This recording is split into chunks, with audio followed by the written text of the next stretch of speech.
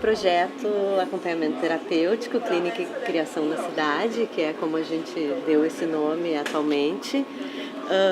Começou, na verdade, quando eu entrei na UFSC e veio uma demanda dos estudantes, sabendo que eu já trabalhava com acompanhamento terapêutico, de poder estudar mais, criar um espaço de não só de estudo, mas também de intervenção com acompanhamento terapêutico.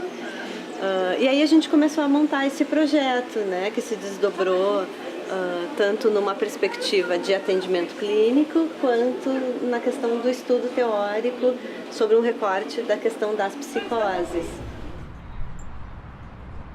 A justificativa teórica desse projeto, né, se embasa na psicanálise, né, como referência justamente da possibilidade de escuta do sujeito na psicose. Né? E por esse viés, né, é possível no acompanhamento terapêutico, do lado do acompanhante, ter uma postura de secretariar o sujeito. Né? Então, nesse sentido, ele vai estar acompanhando essa pessoa, né, nas suas incursões pelo laço social, né, resgatando a questão da subjetividade e ao traçar pela cidade algumas possibilidades de representação para esse sujeito, tanto de si quanto da sua história, né, que é traçada num percurso de fala, né, que vai se constituindo aí. Eu acho que uma coisa importante também da gente lembrar, né, é o quanto a psicanálise surge, né, com Freud, justamente nessa busca de escuta do sujeito, num contexto onde os manicômios eram a única alternativa.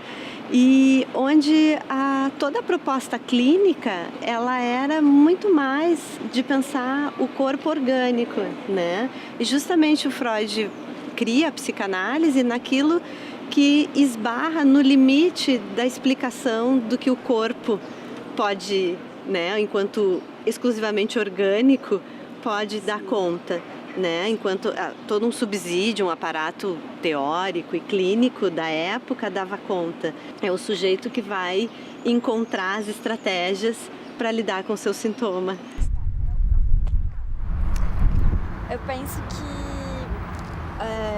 o acompanhamento terapêutico é uma modalidade clínica, né? Um dispositivo clínico que tem como proposta acompanhar, atender pessoas que, sei lá, digamos que não funcionam no setting tradicional, né? Que não se vinculariam à clínica de setting tradicional, que é o consultório, um lugar protegido também, de certa forma.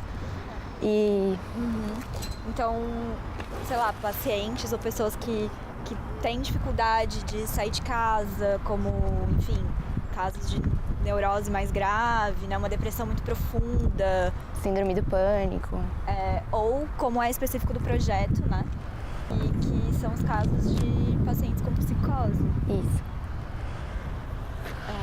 Cara, pensar na escolha da cidade... A cidade, na verdade, envolve tudo, né? Envolve desde a casa da pessoa, até a mesma sala, o mesmo quarto, o mesmo ambiente. Até a própria circulação na rua, né? Na beira-mar, por exemplo, quanto o shopping, um cinema, uma exposição.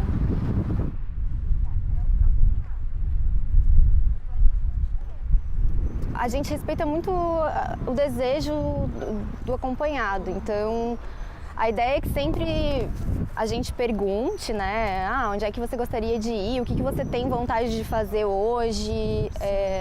Claro que você lida com a imprevisibilidade do tempo também, né? Às vezes se chove, você vai ter que ir para um local fechado. Ou não, né? Se o acompanhado quiser ir para a chuva, você tá ali junto. Mas vai muito nesse sentido de ele que nos guia.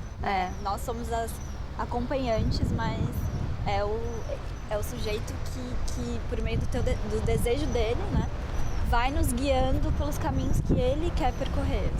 Exatamente. Às vezes é muito comum pelo menos na minha experiência que eu tive, é muito comum que o acompanhado não escolha, que não consiga decidir. E isso, por vezes, é um sofrimento já, sabe?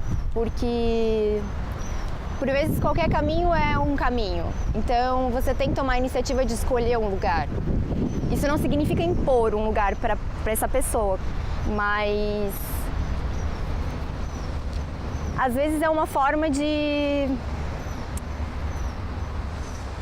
fazer também a pessoa se dar conta de que se ele não escolhe, a vontade que vai imperar é a do outro, né? Geralmente as pessoas que são indicadas para acompanhamento terapêutico são pessoas que tem alguma dificuldade, de circulação pela via pública, né? Por onde a gente circula cotidianamente, assim, e de lidar com as situações sociais, né? De ir na padaria ou de ir ao mercado. Enfim, são pessoas que estão reclusas num processo mais de exclusão, né? É porque eu acho que a loucura em si, ela é totalmente segregada da sociedade. Apesar de ela existir, ela não é vista, né? E não é à toa, assim, a gente não dá espaço pra loucura circular, assim. Tudo que é estranho a gente ou estigmatiza, ou exclui, ou trata mal. Como a especificidade do nosso projeto, a gente já recebe pessoas encaminhadas pela rede de atenção que tem alguma dificuldade de circulação. Eu já cheguei a ouvir do meu acompanhado que se não é o nosso encontro semanal, ele nem sai de casa, sabe? Sim.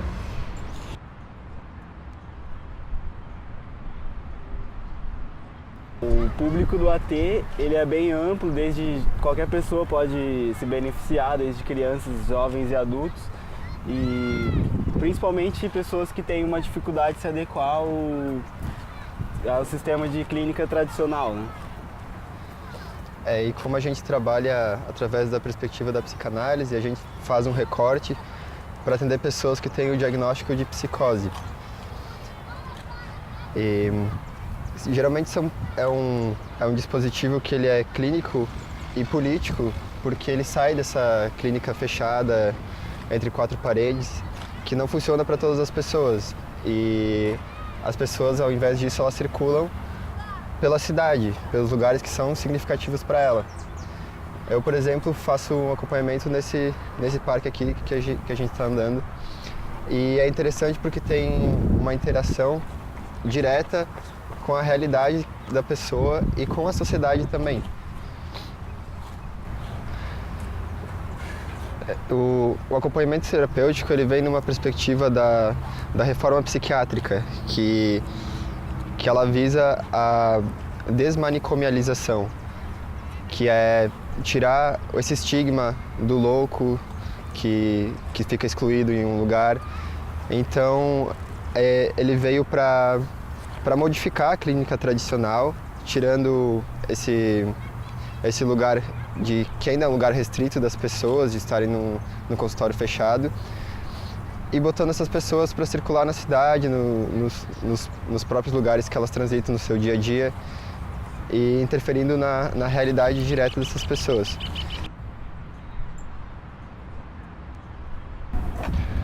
Então, os nossos parceiros do projeto é a rede de atenção psicossocial de Florianópolis, principalmente os CAPs, né, o CAPS-AD, o CAPS-I e o CAPS-2, aqui de Floripa, que atendem usuários, né, com sofrimento psíquico grave.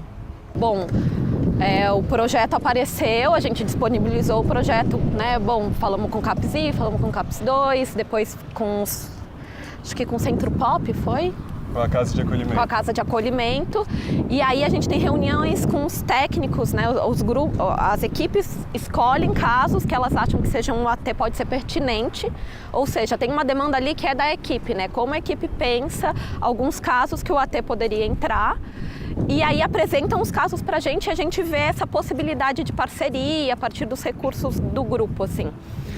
E E aí os casos que nos chegavam eram casos muito marcados por uma complexidade enorme de vulnerabilidade social, de sofrimento muito intenso,